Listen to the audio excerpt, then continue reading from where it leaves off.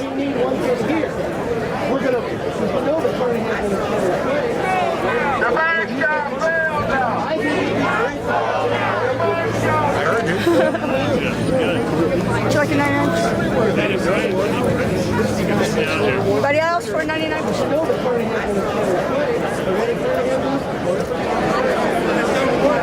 I had got all this stuff messed up right here.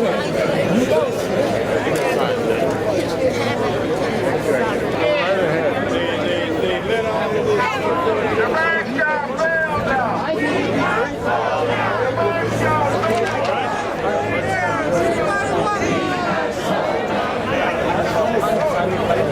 Oh no, I'm gonna do lyrics.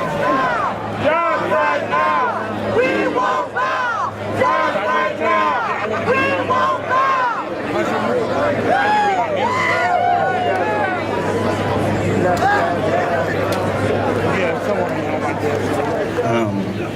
My name is Jonathan McFarland, and my occupation is Occupy St. Louis, what I've been a part of since day one. And my position is a leader of MORE, that's a community organization. I am here because of two children, twins. Before they were born, I made a promise to them to make the world a better place. My children were all of my motivation for some time. Because my children were black though, I had to grapple with the unequal conditions of people of color in this country. Wall Street wrecked our economy and created a job crisis for communities across the nation.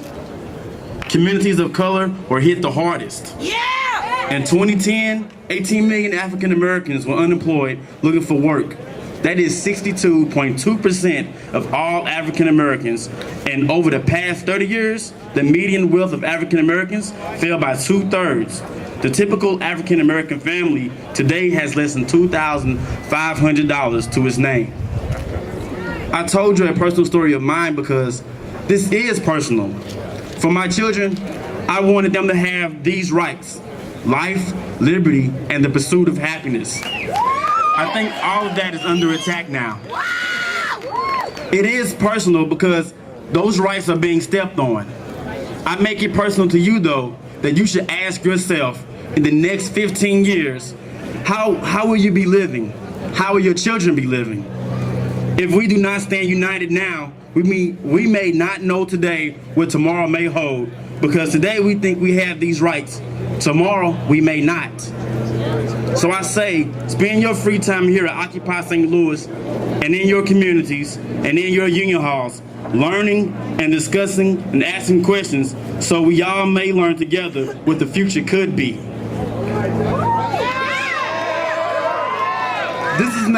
This is not only my right to fight for our future, it is now my obligation. I hope you so choose to make it yours too. Good afternoon. All of you that are right-handed, please raise your right hand and leave it there.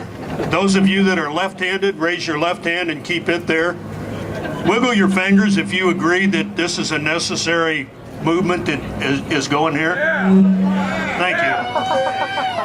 As we gather once more to demand of those that occupy positions of political power, those that occupy positions of financial power, and those that occupy the 1% of this nation to hearken to the collective voices of the 99% that occupy this nation and who want to occupy good jobs that build and repair the physical infrastructure, the schools, bridges, highways, the social infrastructure of teachers, caregivers, policemen, firemen, retail workers, and others who occupy the everyday task that many take for granted.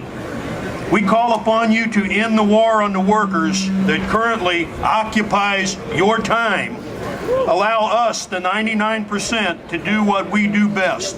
Rebuild the failing physical and social infrastructure of this nation that we created from day one and had stolen from us, and we are not going to take it. Thank you. A person to tell her story, Desiree Hutton. Hi, my name is Desiree Hutton, and I'm a teacher. I just want to talk a little bit about my personal story. I grew up in poverty, and you know, if you're born into poverty, the only way you get out of that is by having a dream, you know? And when I was a child, I really wanted to be a teacher because I felt like I could make changes in the world by doing that. By the time I was 20 years old, I was homeless, and I lived here around this area in this street for a while. And I managed to bring myself up out of that, which is supposed to be the American dream. And I got a job, and I joined a union, and I made sacrifices, and I went to college, and I got that dream to become a teacher.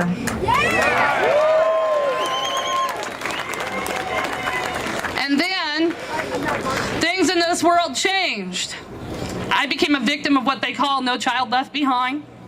My district lost teachers. And the bottom line is, I wasn't able to sustain my dream. And now, after all that work, I again have lost my home. And I stand here to tell you that after all that, they build you up to think that that's what you're made of, and it makes you important. And really the truth is, that's an illusion, because you're important anyway. And your dreams are important. And the enemy that is corporate greed, that's what they stand on, are your dreams. And that's what they work to crush. And that's what you have to fight for.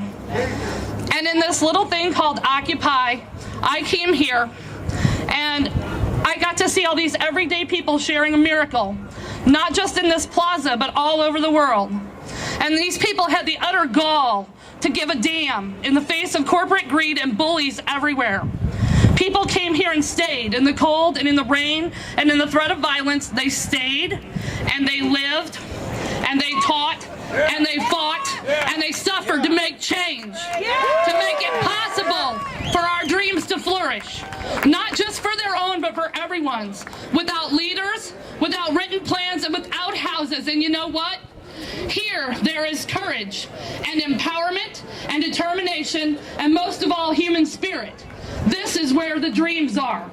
Because of this, I still dream. And because of this, I have a new life, and I still dream. And in spite of adversity, I am alive in spirit and body, and it took this. And for this, I went to jail laughing, because you know what? The bullies lose. They lose. This does not end. We win. Without warmth, without comfort, without certain support, and even without our tents, we still win. And to the corporate bullies and the enemies of peace, and in the name of everything that is truly democratic and worth living for, I say, I still dream, therefore I am.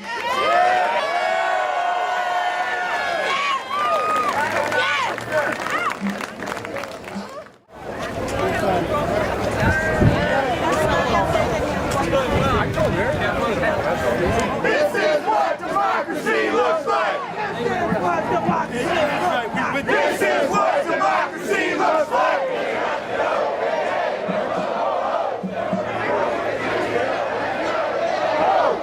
Corporate greed has got to go. Hey, hey. Go home. Corporate greed has got to go. Hey, hey. Go home. Corporate greed has got to go. We got sold out! We got sold out!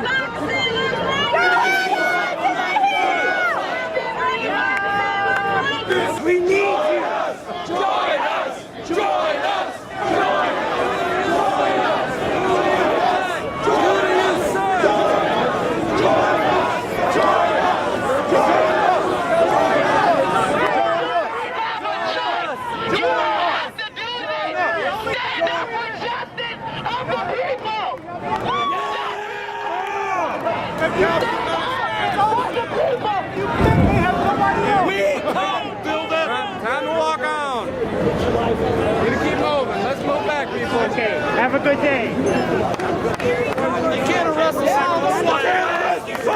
They can't arrest us all.